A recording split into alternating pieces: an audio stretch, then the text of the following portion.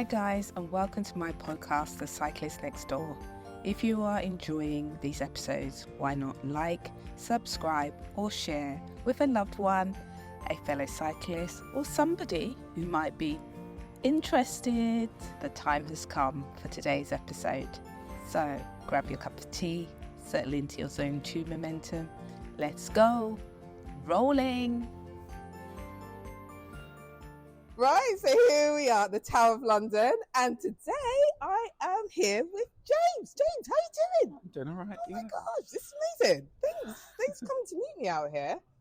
Man, so we're in London, I like to call it the heart of London, but I don't know, what would you say? I call it, yeah. I think I'd say St Paul's is like the very centre for me of London. St Paul's, like of old London. Yeah. And so we're pretty close to that. Yeah. Yeah, no, that's lovely. And also what I love about the Tower of London is how close it is to the city. So you kind of got the new and the old. Yeah. And I think it makes London quite beautiful, actually. Oh, yeah. So James, we're here with our Bromptons today. I did have a thought this morning. I was like, Brompton or road bike? But I knew you were going to turn up on a Brompton, so I thought it's the only way. It's a Brompton. It's a Brompton day. It's a good bike for London. Yeah, that's it.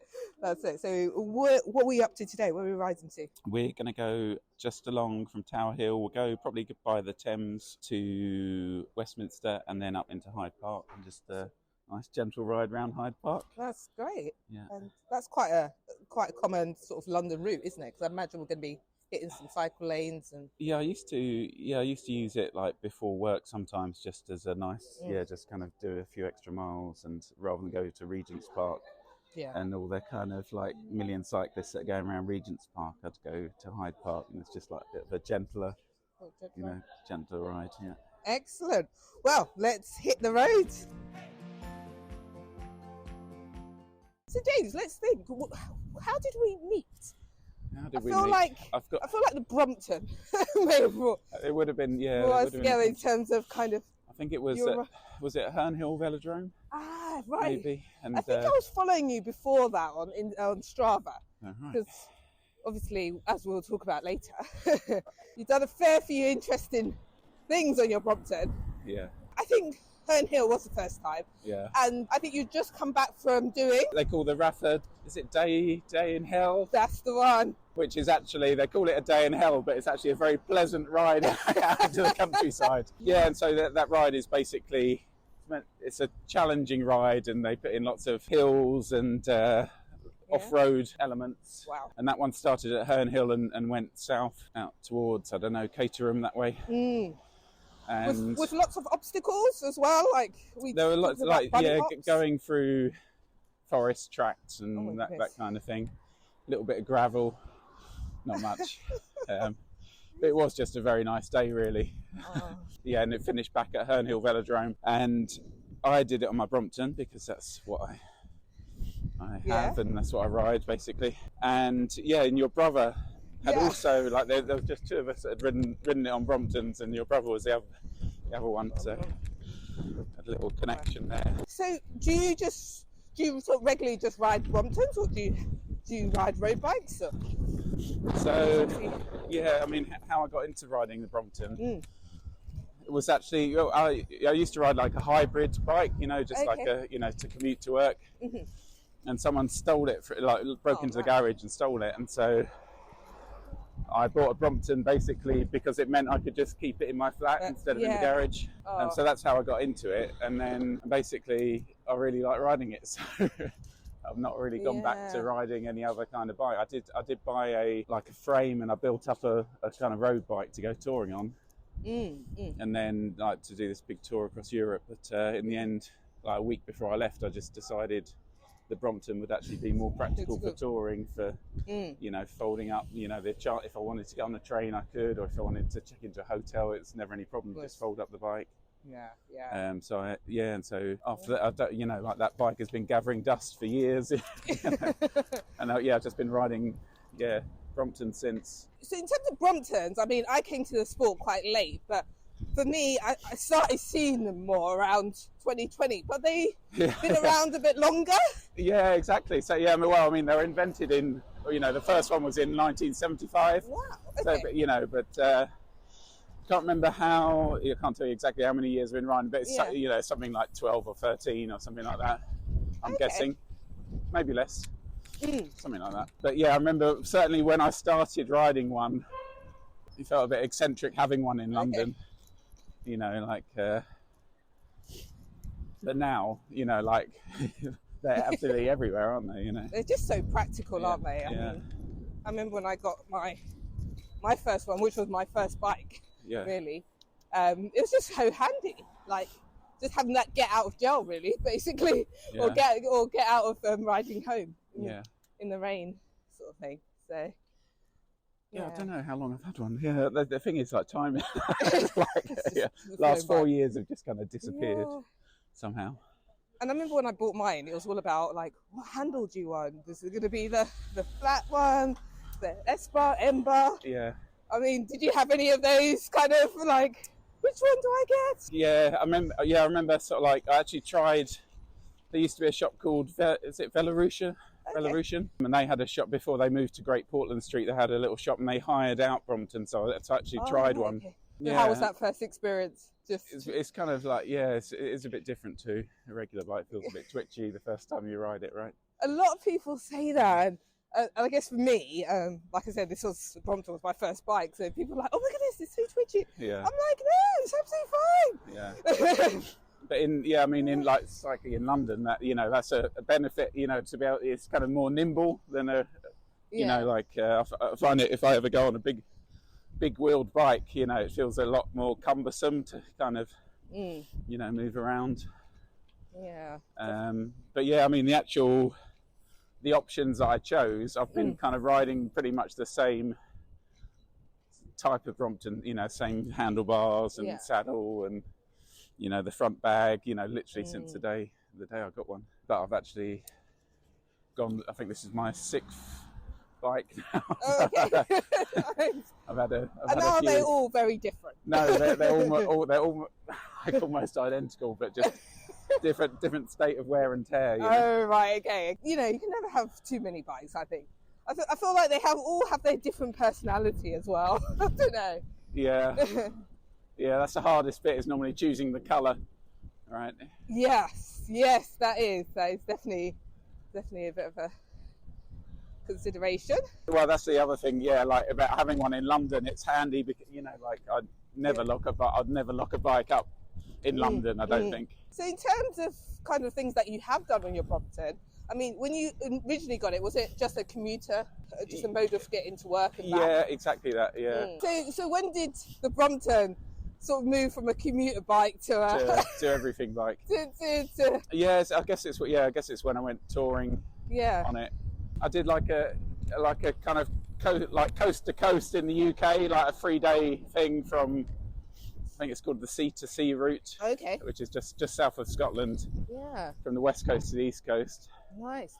With a friend, and the weather got really bad whilst we did it, and so that was like, but it felt good, to do it. So I think that was my first taste of like doing something a bit different on the Brompton. Maybe that sparked my taste for a bit of adventure, and I was going for lots of like club rides with the London Brompton Club, and doing lots of kind of overnight rides or that kind of thing. And certainly through doing that, you kind of discover that the Brompton is very, like as reliable as other bikes for that kind of thing. So no reason not to use it.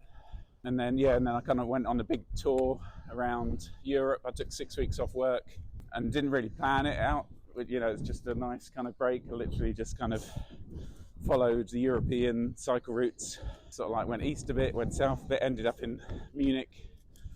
And then when I was in Munich, I thought, right, I'll cycle back, but literally didn't really plan a proper route. We're coming up to the RCJ, isn't it? The Royal Courts of Justice there. Yeah. Have you ever been in court? I have been in there. I've never been in there. I've been inside, definitely inside the RCJ.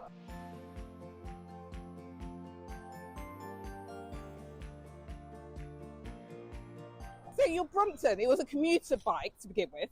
and then you sort of started doing some pretty incredible stuff on it. So how did you sort of make that transition? Was it one day you just thought, you know what, this bike can do more than 5 miles?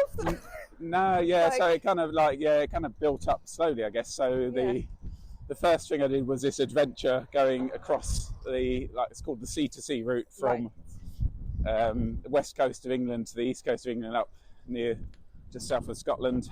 I did that with a friend. Did that with a friend over 3 days. And that was my first kind of little bit of adventure on the bike, and I just did it on the Brompton because literally that's just the only bike I had at the time. And then I started doing other bits and pieces like short day trips and overnight rides with the London Brompton Club, and certainly discovered that the bike was good enough and reliable enough for that kind of thing, and there wasn't any issue with the bike not being up for the job, as long as you've got the stamina exactly. to actually do it.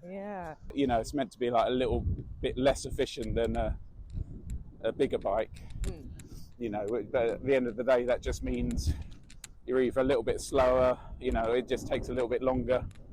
The amount of effort you put in is the same, really, I think. Aside from sort of going out with the London Brompton Club, when you were going out with friends, would they be on Bromptons as well, or? Yeah, I didn't ever go on, super fast club ride. I deliberately didn't join a regular cycling club because I thought I just wouldn't be able to keep up. Okay. And for me, it's never been about getting somewhere quickly. It's more just the experience of enjoying the ride, seeing new places.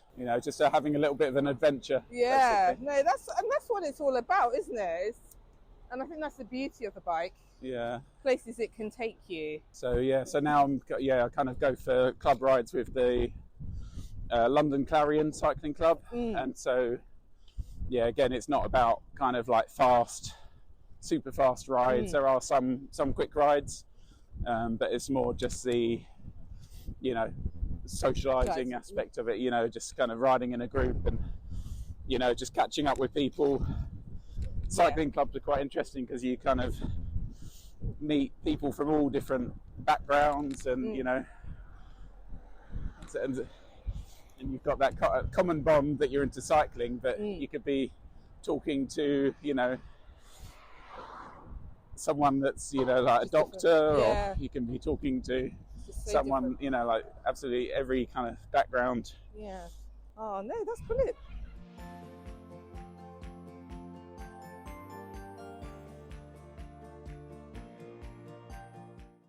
So then obviously after your sort of coast to coast places like that, you then took on some I'd like call serious challenges, like so we've got, amongst all of them, I mean, you've got the Pan Celtic and the Audaxes that you did. So sort of. I kind of. There's so many, but talk me through maybe one of them, which springs to mind there. Well, the first one I did, first ultra endurance race, was the Transatlantic Way race, which is in Ireland, and actually when I did it, it started in Dublin, and then you kind of cycle up to the kind of northern tip of Ireland, and then around the west coast, and then ending up near Cork, a place called Kinsale. And that was super hilly ride. Oh wow. And it changed, as you go through the different areas of Ireland, the scenery changes quite a bit, so it's really kind of exciting ride. And the reason I kind of signed up for it, I've been following the Transcontinental race, and I was thinking about signing up for that, and then I decided as a taster, that I'd try the Transatlantic Way race, at least I'll be able to kind of, speak English, there's less kind of challenges, whereas Transcontinental, because you're going across, Croatia and blah, blah, blah. It's like a stepping stone, basically. I didn't come last, which was quite interesting. In terms of endurance rides, like, is it a time trial or is it a race, or what's the nature? It's interesting. That one's no longer. It was a race when I did it, and now they've turned it into a ride rather than a race. You're basically trying to get from A to B, which are a long way apart, as quickly as possible. Right. And the rules are, essentially it's self-supported, so you're not allowed to have a bike mechanic or a van following you or anything like that. but you are allowed to stay in hotels as long as the things are available to everyone, as long as it's fair. You know, you can camp or whatever, but the clock is always ticking as well. So it's essentially just a one stage race. Okay. You know, rather than like something like the Tour de France, they kind of stop in the evening and then they go, start again. Yeah, and plus they have like a team chef cooking them dinners and stuff. This is, you know, it's up to you. So it becomes a challenge. It becomes a challenge in terms of how you manage your time. Okay, fine. And how, you know, how long you decide to sleep for example, becomes a key part of the race. Wow. Now that sleeping factor sounds a bit stressful, because when I know I'm going to bed at, I don't know, 10, 11 o'clock, I need to wake up at 6:30. Yeah. I mean, the pressure's on already. Yeah. But the thing is, and also everyone has a tracker, so you can see. Oh, you can see where everyone else is around you. So I've done 5 ultra endurance races now, and I've got become better at sort of you know, like sleeping and that kind of thing. Initially, well, in fact, it was quite tough in Ireland because stayed at a lot of like, you know, some bed and breakfasts kind of thing, and you know, guest houses. And, you know, you ask them, you know, what's the earliest time you can do breakfast? And it'd be like, oh, you know, we might be able to do like 9 a.m. You know, in my mind, it's like, well, to be honest, ideally, I only want to be here for like, you know, 5 hours or something, you know. Yeah. And you can't turn up too late either, because, you know, it's just, otherwise they end up like waiting up for you. So all these stops, is this something you would have planned before you sort of left? No, not at all. England, I mean, like... And I'm really bad. I don't even look at the, you know, for the races where they've provided the route, like Transatlantic Way and Pan-Celtic. I don't even really look at the route beforehand. I just put it into my sat nav, and literally, you know, each day is a surprise kind of thing. You know, I know some people, you know, so I don't even know really, you know, about what hills I'm going to be coming up that day or anything like that. I just take it as it comes. And do you do that just for sort of managing kind of the pressure, or just... I don't know, to be honest. No, it sounds I never thought about it. I mean, like, you know, like I quite, you know, I like the adventure, you know, so, and I'm not doing it to win, you know. If I was doing it to try and win the race, I would probably be a bit more tactical about stuff like that. But certainly it becomes very, you know, like you couldn't plan where you're going to sleep, for example, because you just don't know. Even if you know the hills, you don't know how you're going to be feeling. So what I tend to do is, when I'm riding one of these races, you know, get like, in terms of accommodation, I'll get to something like 5 p.m. and I'll just have a look on a map and see, what you know, where can I, you know, what's, say, 50 miles from here or something, you know, like, is there a town, is there a place where I can book a hotel, and if not, I will, you know, I take a bivvy bag so I can just kind of camp out. Right. That was my next question. I was thinking, what if it's kind of like no room at the inn? And that happens a lot. Or, you know, I've actually messed up quite a few times in terms of like booking things and then not making it, you know, like just not, because I didn't realise there were massive hills between me and the, you know, like, so I carry a bivvy bag, which is like essentially it's a coat for your sleeping bag kind of thing. So it's waterproof, but it's very quick. It's just like, you know, just kind of crawl into it, and it just gives you the opportunity, you know, the ability to just sleep anywhere really, and you know, just find a quiet field off the side of the road. Although, you know, like sometimes it's, you know, you're always looking for that perfect spot to sleep in, you know, something that's, you know, ideally got a roof. But you know, it depends on the weather, of course. At what time of year did you do this? These are all in the summer, actually. So it makes it good move. Yeah. For a while there, I was thinking rain, cold, but no, summer. This is good. I mean, you still, rain sometimes is a problem. Especially in Ireland. I've been there a number of times. Yeah. Always rains to me. And but bus stops are quite good, you know, like they quite often have, you know, like a roof over them. Oh, good. But and in total, what's the distance for that the transcontinental, I think, was 4,500 kilometres. Wow. which is about 2,500 miles or something. And the aim is to do it in how many days? For that one, there is actually like a classification, a cut-off point. Okay. But you still qualify to finish the race, but you don't. Okay. You know, it's different classification. Yeah. Nice. Okay.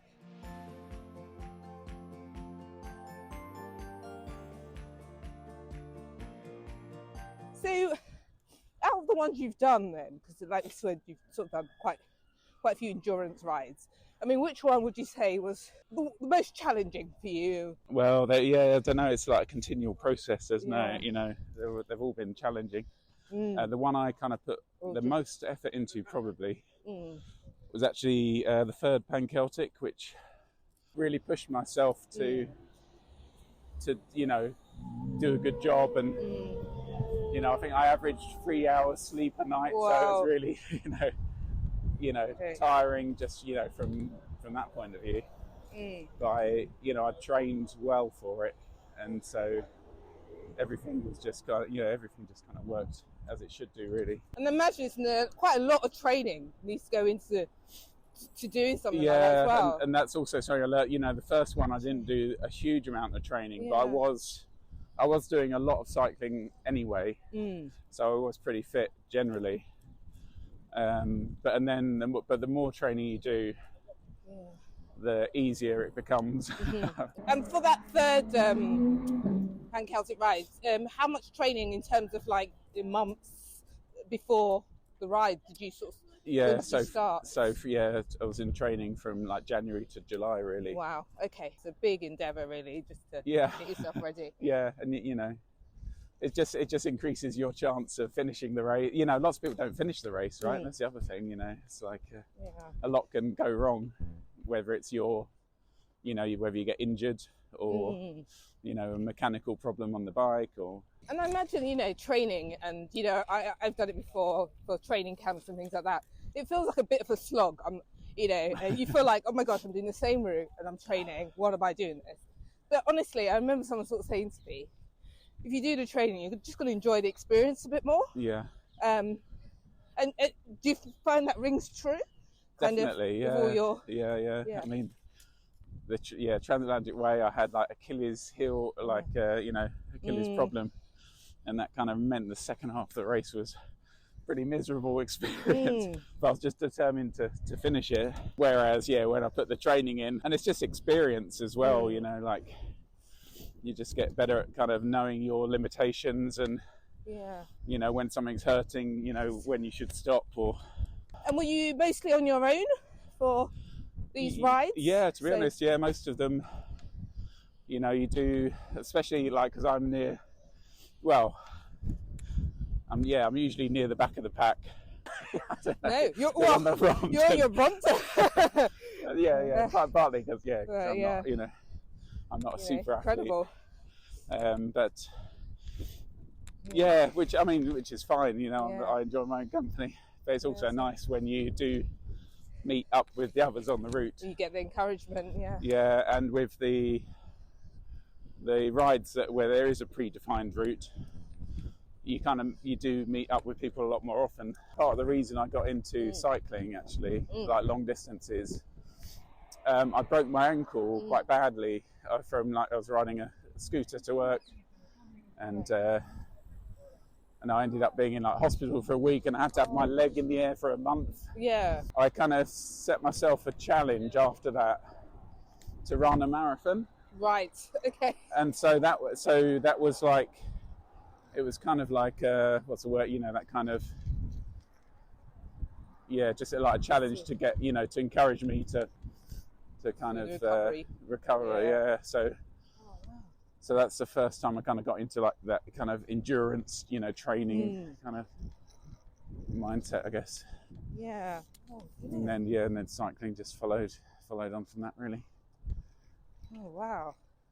And what a great in that space to like think about kind of what can get me out of this, and just forward thinking. And that's incredible.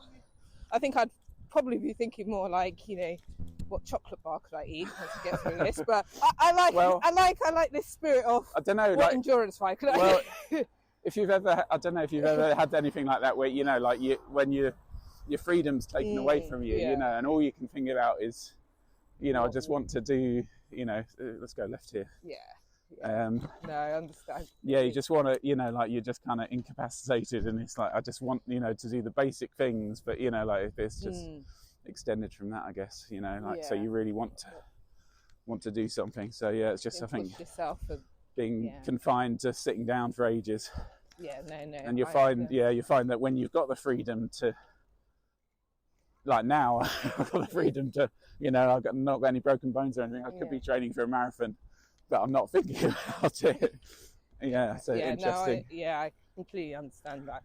I've been riding a bike since I was little, and kind of my dad taught me how to, you know, fix a puncture. You know, like, I don't know if you remember, or if you were taught the same way of like fixing a puncture and like holding the inner tube under in a tub of water, and you know, like a little bit of, you know, like sandpaper and you know, like the old glue. You know, like times have changed since then. I mean, I wasn't riding at that time, but I do remember seeing my dad do that. He would be like, "Go grab a pail of water. Where the bubble? Find out where the bubble is." Yeah.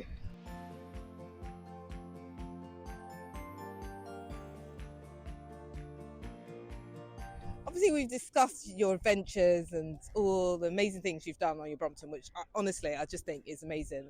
And like I said, I remember seeing your Instagram and your Strava and being like, "Oh my God, I've just bought a Brompton. This is possible." It's all possible. I'm just thinking, this is not just a city bike. It goes other places. So. And and all the bits I've done, it's just because I enjoy riding the bike. Yeah. And it's just a bit of a sense of enjoy a bit of adventure or whatever as well. Yeah. Just doing different things. And do you feel like cycling has increased that kind of wanting a bit more adventure, and just do you think that's aided that in that way? Like just it's kind of like a tool to achieve it. You know, like it without the bike, I'd still be, you know, I do stuff on foot quite a lot as well. You know, so but having a bike just makes things a lot more accessible, and you know, you can cover a lot more ground, and you know, see places. Yeah, it just kind of opens up more doors, really. I mean, for me, I think also just the cycling community as well. I think just being out, sometimes I'm out on my Brompton, someone goes, "Oh wow, that's a lovely colour," and then we just start talking Brompton. And it's just great. I just love the way sort of cycling, you know, obviously everything has its good and its bad, but generally it has been good in terms of the community that's around. I mean, have you experienced absolutely that community feel? It's definitely like having a Brompton is definitely a talking point. Like, so even when you're like touring solo, you know, like people are interested in the bike and will talk to you about it. But also, I mean, Brompton, there's also a community, you know, like, so when I've traveled to Amsterdam and San Francisco, I've got in touch with like Brompton clubs in those areas before I've gone, and you know, kind of met people and had, you know, free tours around their cities and so on. So met some really nice people that way.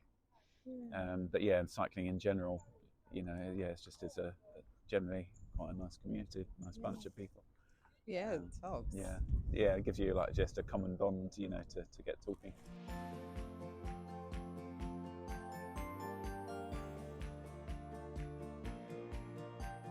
So what would you say was kind of your greatest moment on the bike, if you could pick one of them, like just one where you've just been like, you know what, I absolutely love riding? Is there been a standout moment? Oh, it's difficult to answer. I don't know. No, there's been so many good moments. Trying to pick one is difficult. There's been a few good downhills. Okay. Like you said, like you've done so much, and what you just mentioned there, actually doing a downhill, and I can imagine in some of these places you visited, just looking out at the scenery and just being like, wow, like, you know, having pedaled through the dark and then suddenly the sunrise comes up and you're like, whoa, you know, moments like that. So many beautiful places I've cycled through. I mean, my favourite place to cycle has been Montenegro, actually. Wow. Just because of the roads were quiet and smooth and the scenery was amazing. So that's my favourite place to cycle that I've cycled. But I don't know. It's difficult to pick a single one. It's all all lovely, honestly. There's so many fabulous things to do on a bike. So just in terms of like someone coming into the sport, or someone who's just maybe got a bike and, I don't know, just got on it and just thought, you know what, I kind of like this. Like, what would you say to them in terms of starting out? Because obviously there's loads going on in the cycling world. There's, you know, you've got the equipment, you've got the clothing. There's so much. It kind of feels like a bit overwhelming for someone. But what would be your main advice to? I'd say I mean, do it.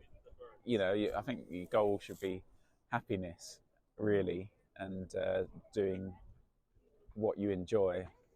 So if you want to cycle to get fit, if you make just enjoying cycling a kind of more immediate goal, then you'll find you'll kind of just end up doing more and more cycling, and the fitness will come as part of that.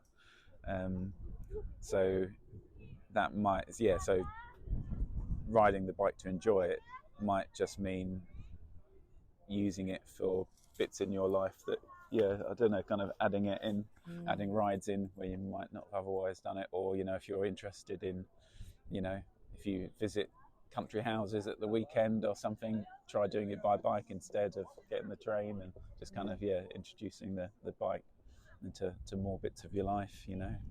Try, you know, using it more on your commute or that kind of thing. Just kind of ramping it up.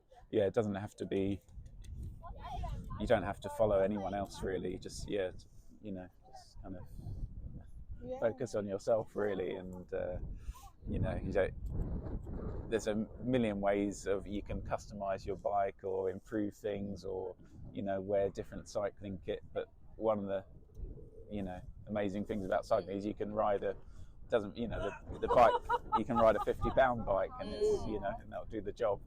And you can wear whatever you like and it'll do the job. And you'll find, you know, you can start out with something like that, and then you'll find, oh, actually I prefer it if I wore this kind of, you know, shorts or jacket or whatever. But you just need to do what works for you really. That's why I end up that's why I'm wearing trainers rather than, you know, cycling shoes and stuff. Like clip-ins on the Brompton. That's what I've got there. Yeah. No clip-ins today though. No. But yeah.